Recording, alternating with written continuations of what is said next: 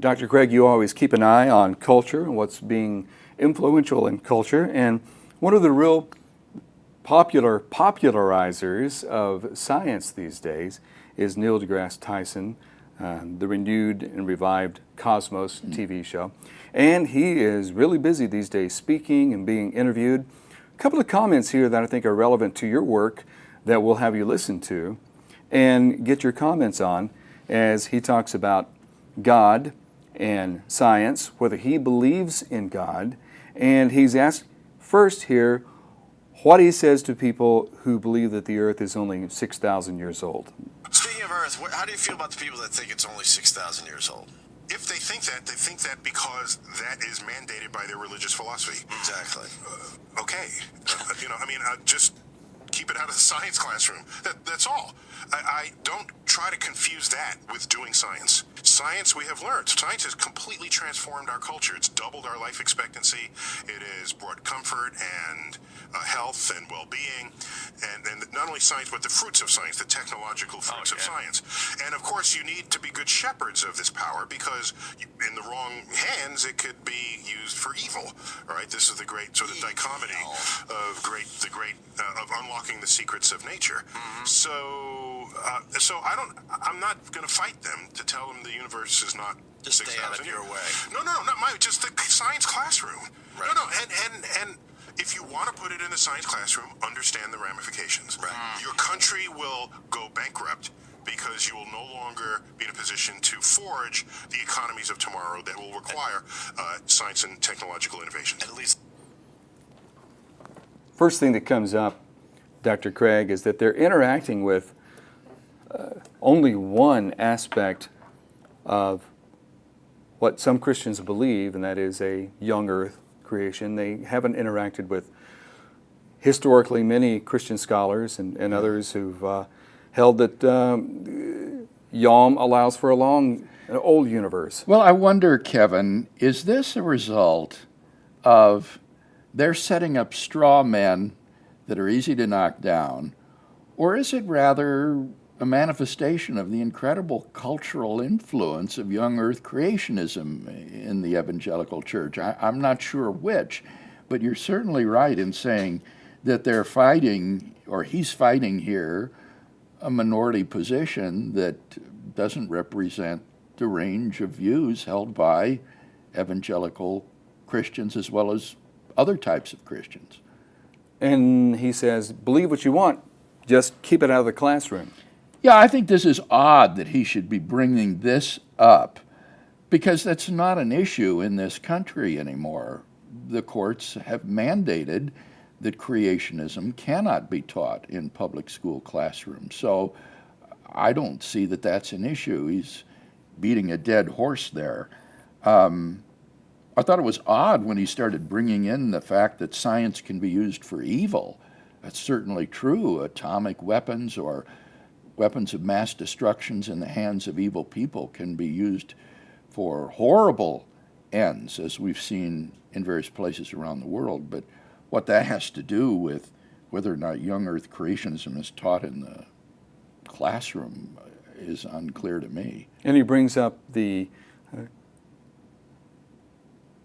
what we hear a lot from professional scientists, and that is our economy is going to suffer if we don't keep up with the rest of the world. If we're a bunch of outdated people believing in a young earth and all that, we're going to be behind the rest of the world. Yeah, I hear that all the time. I don't know. I would love to know on what basis he makes that sociological prediction, especially if, say, young earth creationism were taught as one option among many alternatives, say, in the science classroom, which isn't going to happen anyway. As I say, it's been ruled unconstitutional.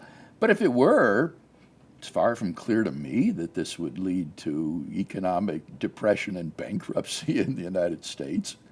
I think this is hyperbole, frankly. He really does try to distinguish the two realms, doesn't he? If you want to do that, go ahead and have that belief, but it's not fact. Well, that is interesting. He said it's due to their religious philosophy, was the way he put it. And I think young earth creationists would agree with that.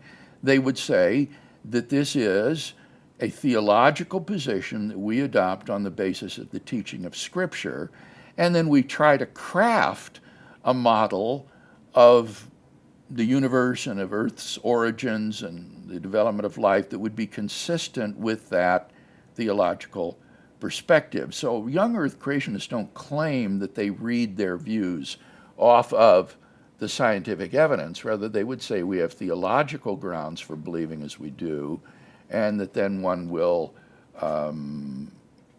develop a theory of the world that will be consistent both with that commitment and then also with the scientific evidence.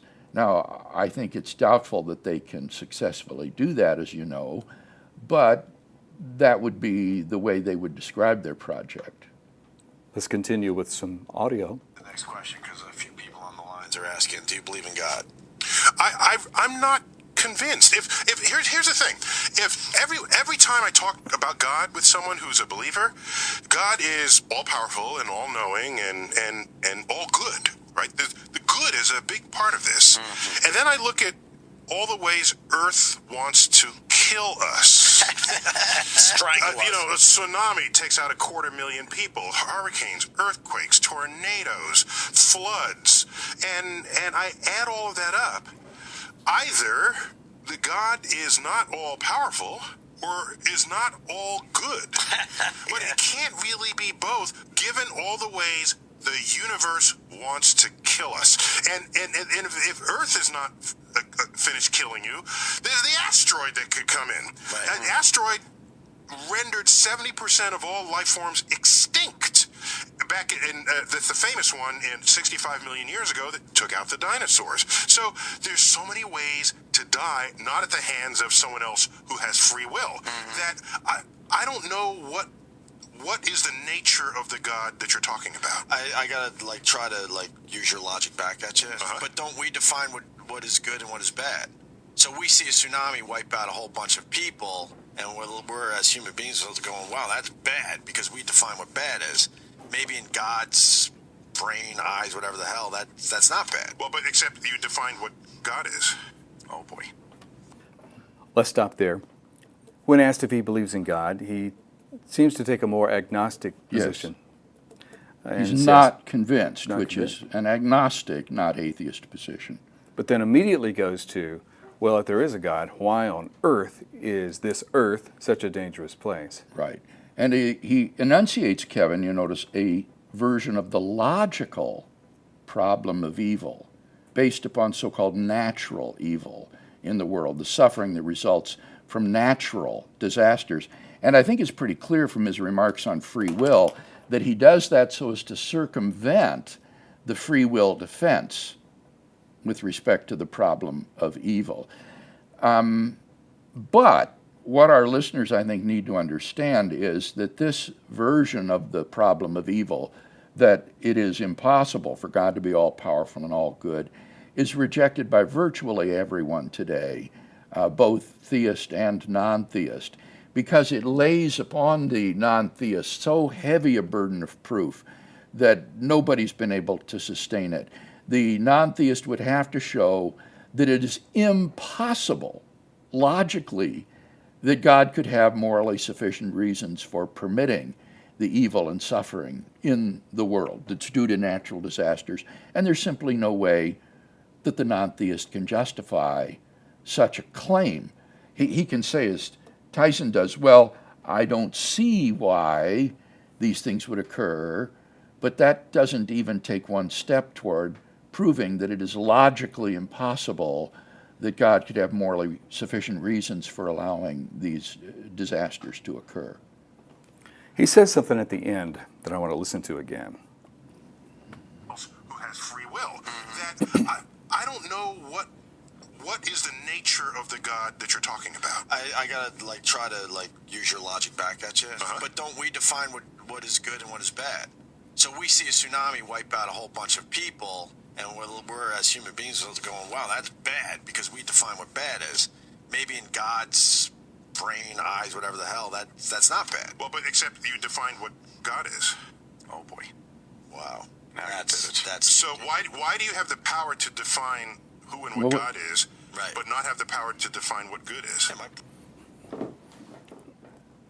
So he's saying there, well, he tries to head off the typical answer that theists give, and that is, how do you know that this isn't ultimately for our good?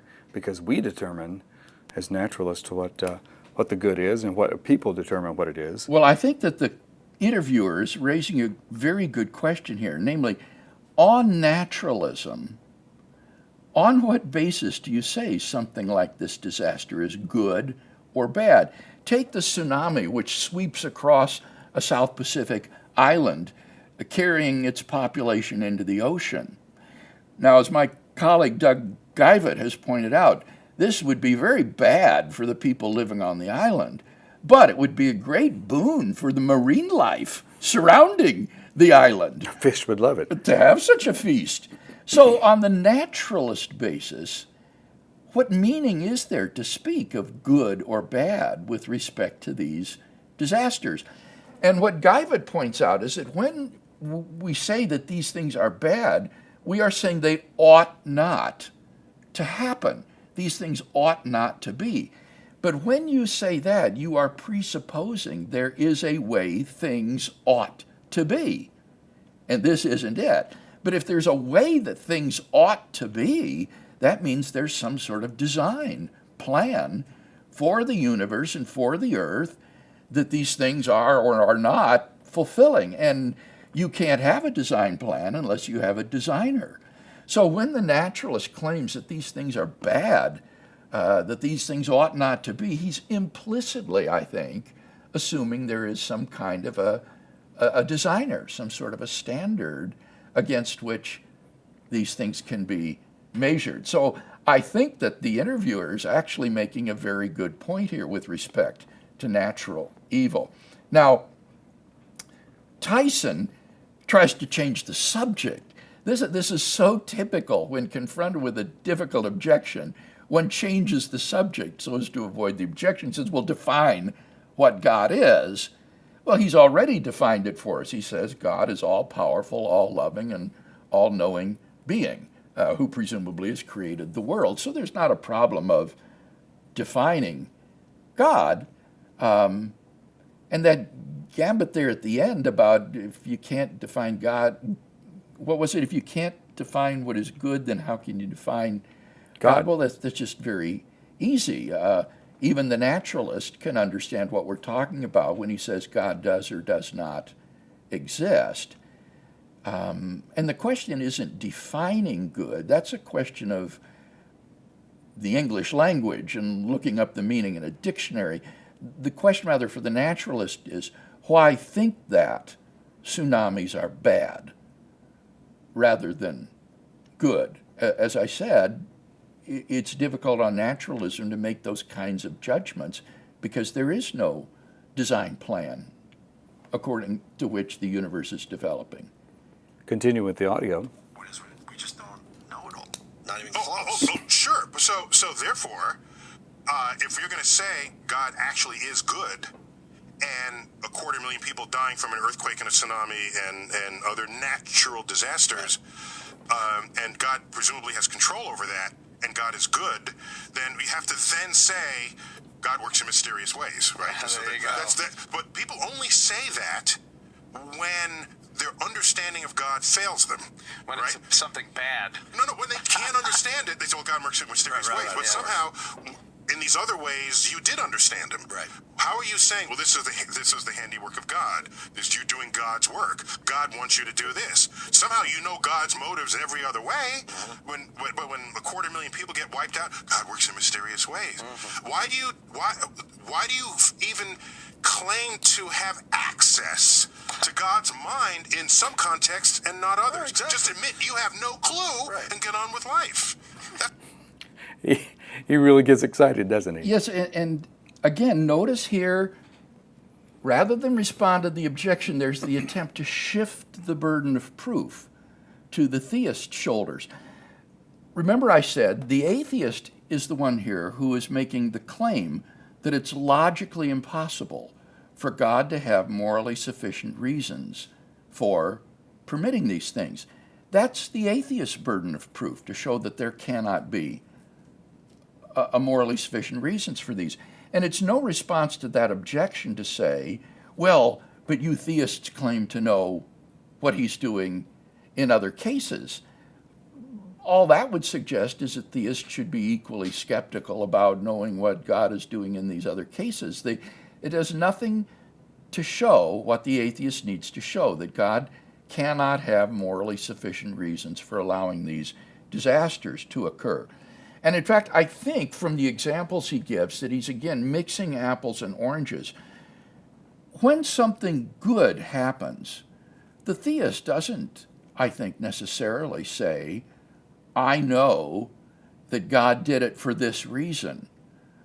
How do you know what reason he did it for? The reason might not emerge until hundreds of years from now through the reverberation this event sends through human history. We can be thankful for the good things that happen, but I don't think any informed theist would be so presumptuous as to think that we know all of the reasons for which God permits things to happen, whether good or bad, because these are simply beyond our scope of knowledge as finite creatures, limited in time and space and in intelligence and insight.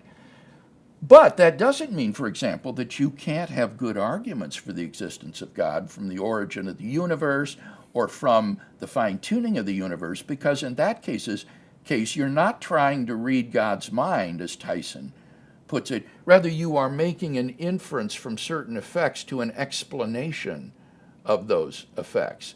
But you're not making guesses about the motivation of God or trying to read his mind. So I would simply say that in going through life, we don't have the ability to make any kind of guesses about why things happen in the world. We're just not in a position to make those kind of judgments. Rather, our responsibility, I think, as the book of Job emphasizes, is to trust God and live faithfully for him through the circumstances that we go through. Maybe someday in heaven, looking back, we'll see the reason for why good and bad things occurred. But while we're here in the midst of life, that knowledge is simply not within our grasp. Dr. Craig, I really want our listeners to get this, because I hear this complaint from our non-theist friends all the time. It's number one on the chart, almost. Really? That is, they are very irked by the reply, well, God works in mysterious ways. I can't But tell see, you. I don't hear Christians putting it that way. That sounds like a cop-out.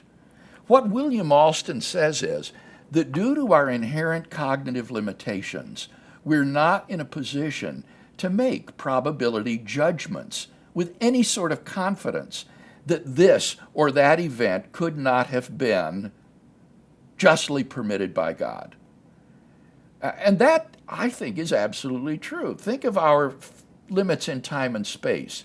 We have no idea of what the reverberations might be in future history of some event that occurs, like, say, your daughter being run over by a drunk driver.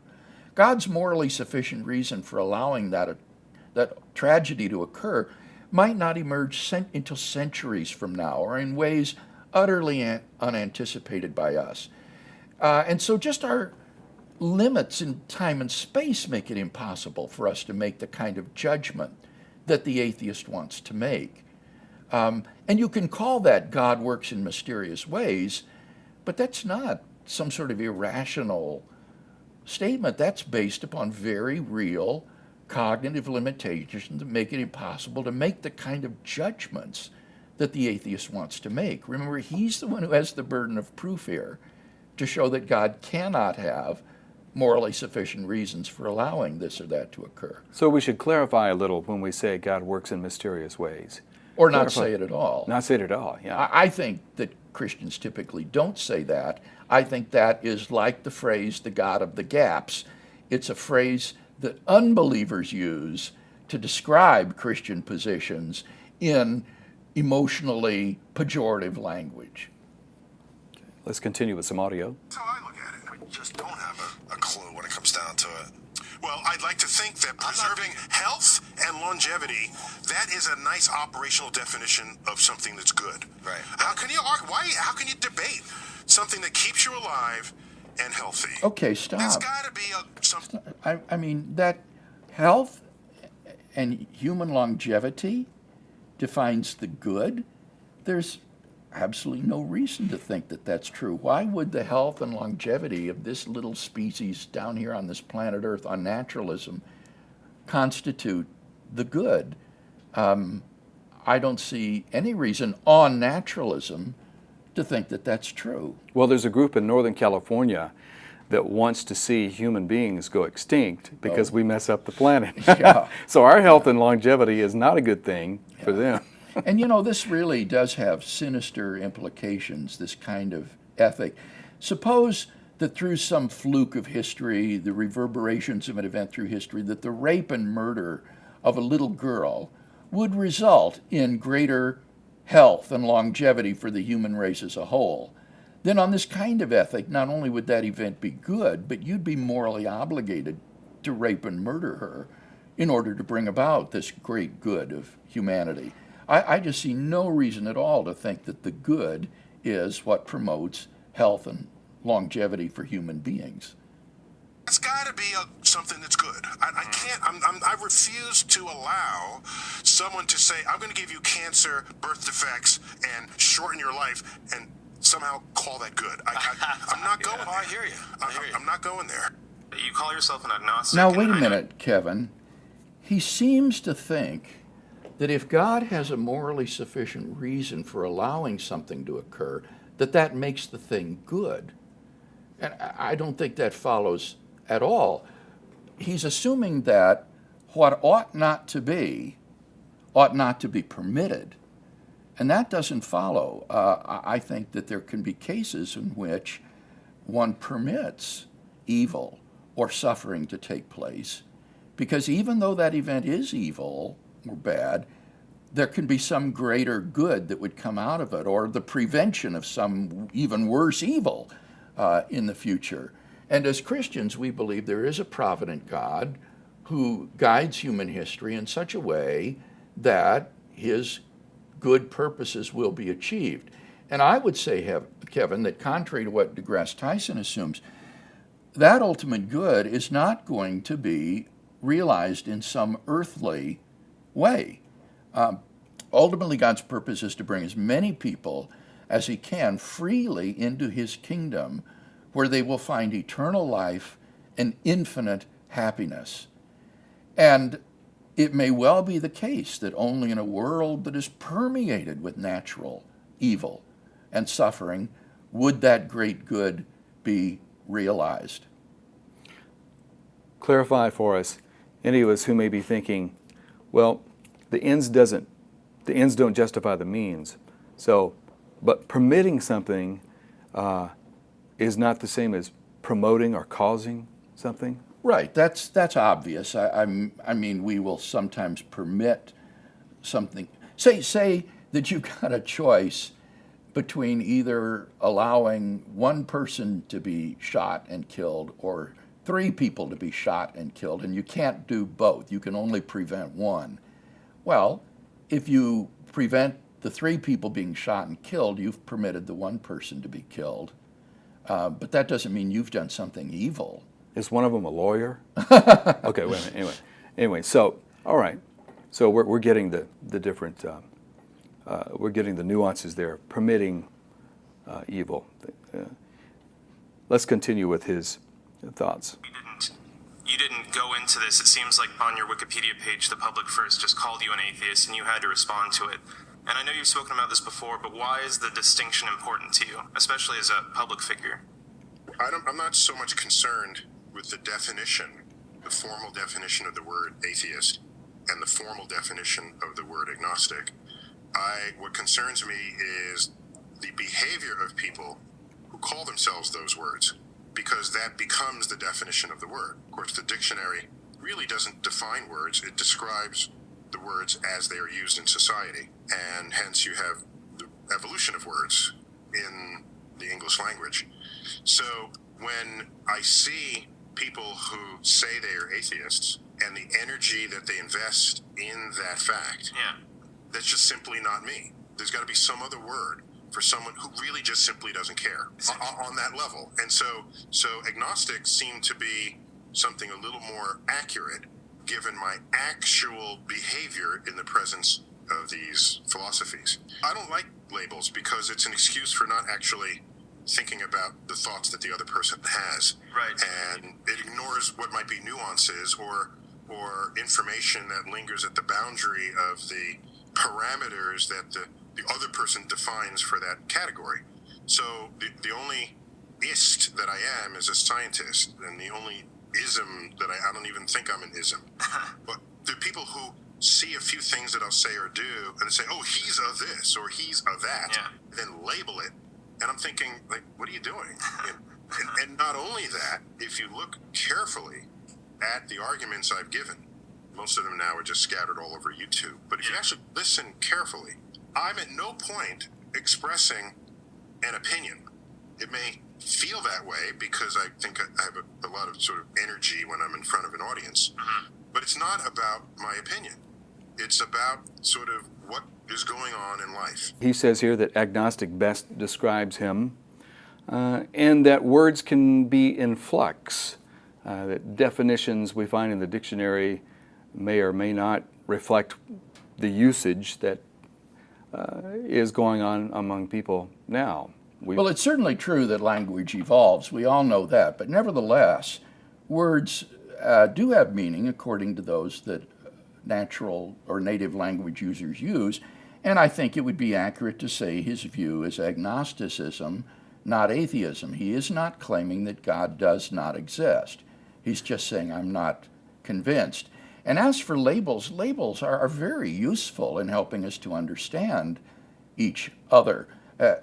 Labels are vital when you go to the grocery store and want to know what's in the can. If it says pickles rather than ketchup, that's really important for you to know what you're getting. And so labels are important when a person says to you, I am a Muslim, or I am a Christian, or I am a Hindu. That helps us to understand where he's coming from. So descriptive labels are very useful. And we don't need to label one another. We can label ourselves and tell others descriptively via labels what we believe. So there's nothing the matter with using labels insofar as they are correct descriptions of what's there.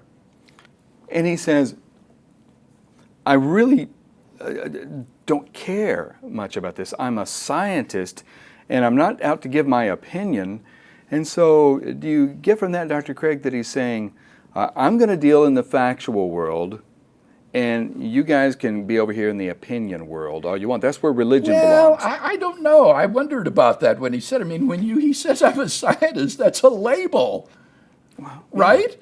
I'm not a golfer. I'm not a dancer. I'm not a philosopher. I'm a scientist. You guys can have all your labels. Label. I'm a scientist. Y'all can be labeled all day. So, I mean, he uses a label to describe who he is, which is fine. But then he says, I don't have any opinions, when he just told us a few moments ago that God cannot be all-powerful, all-good, and all-knowing, and yet there be the suffering in the world. That was certainly an opinion. Everything he says that's an assertion is presumably an opinion that he holds to. Well, surely he must get that, so he must mean something along the lines of science deals in facts, not opinions, and all you religious people, and since we're in this, talking about this topic right now of God, well, I'm not here to give my opinion.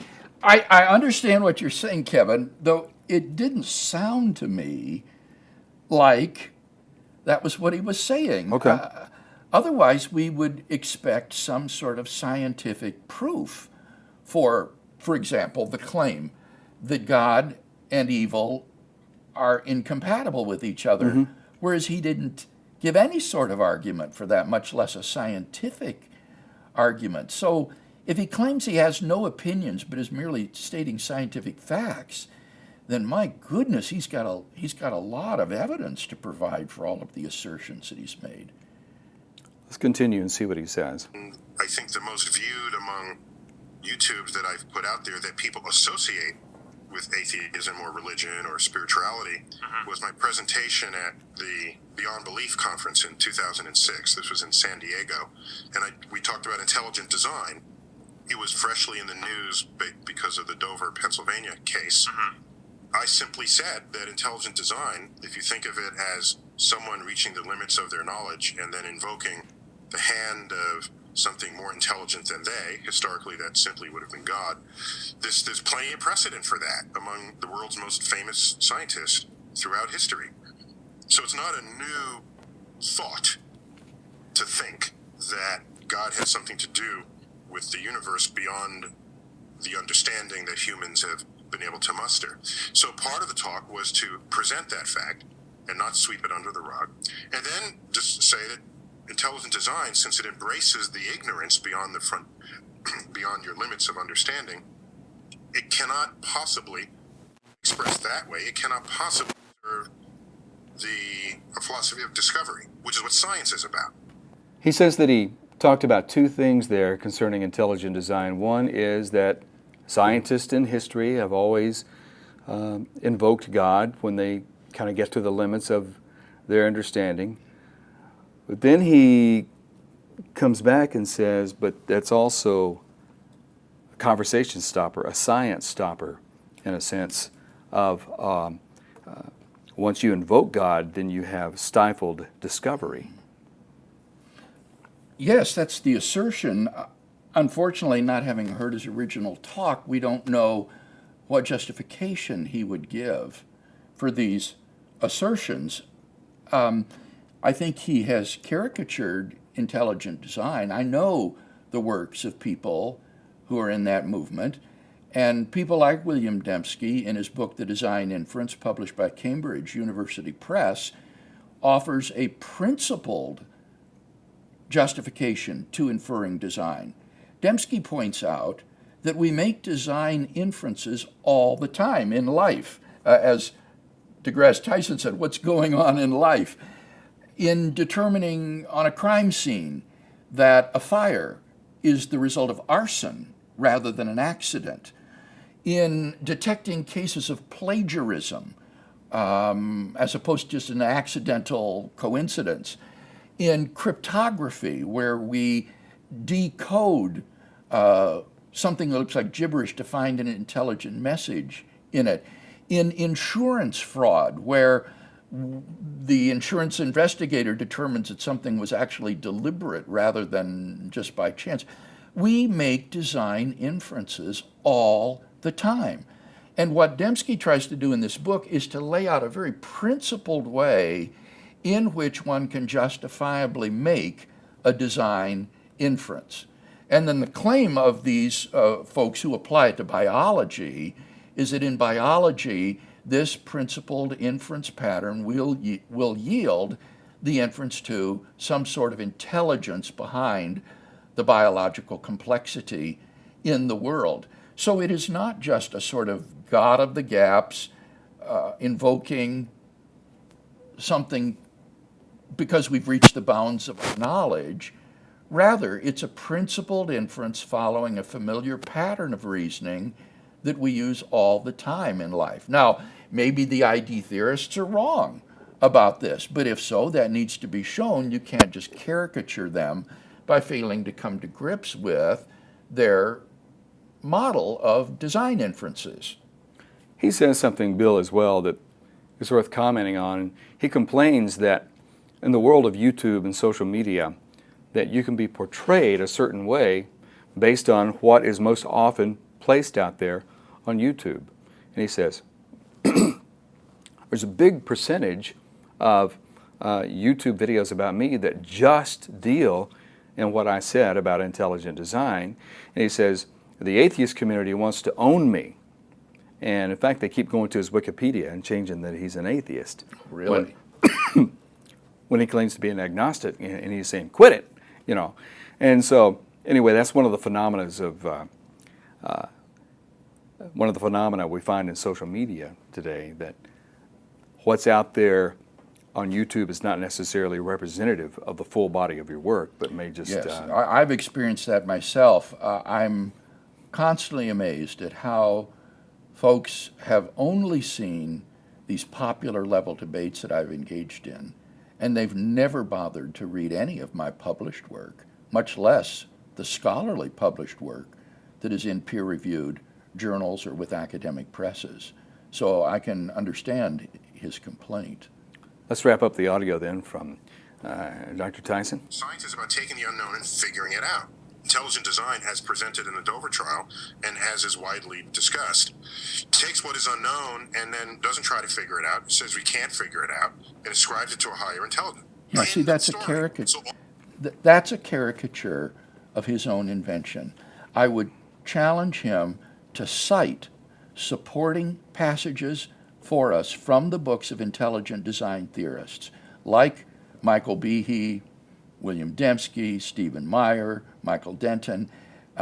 You can't get away with making these kinds of caricatures unless you're prepared to give citations from the works of these people that support the portrayal that you're offering of them. I think that this is a straw man that doesn't accurately represent the work of these theorists, whether you agree with them or not.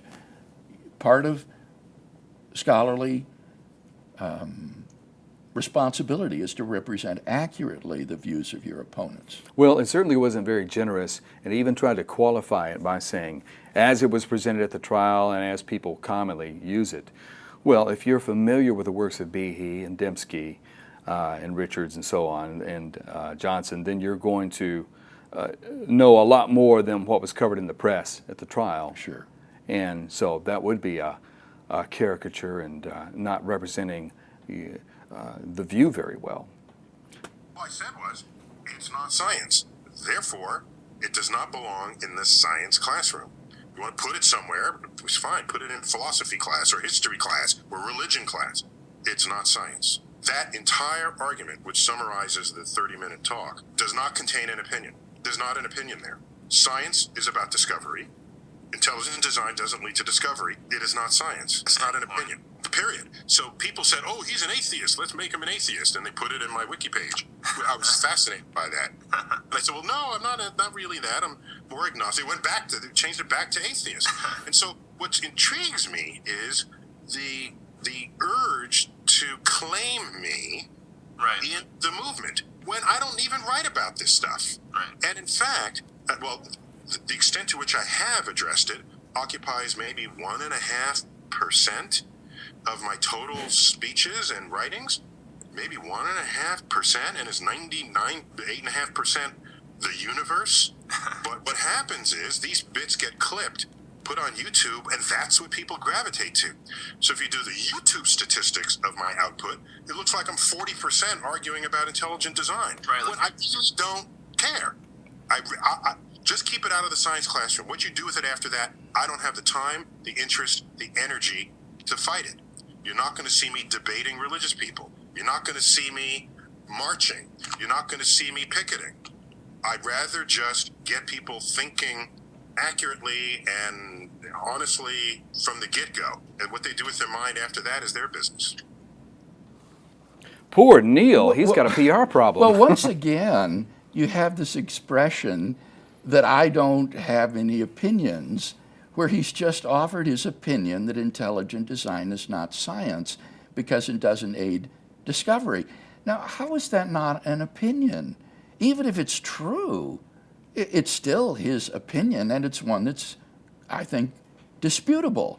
The caricature of ID that he's offered might not be science, but ID theorists have tried to show how intelligent design can yield testable predictions that would be very different from the standard neo-Darwinian model of biological evolution. So he's just not interacting responsibly with the material on the other side. Besides that, Kevin, notice that he is happy to have intelligent design debated in the philosophy class, the history class, or the religion class.